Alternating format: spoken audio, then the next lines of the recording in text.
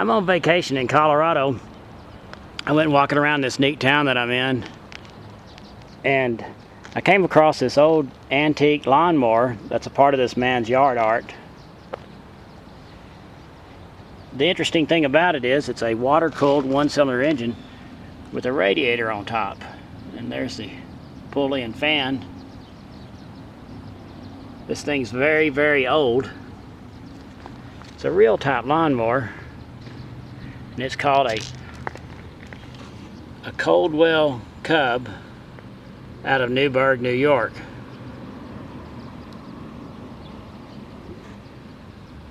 I don't know anything about it or how old it is. I just found it interesting. Nobody's here for me to ask about it. Maybe some of y'all know what it is or have seen such.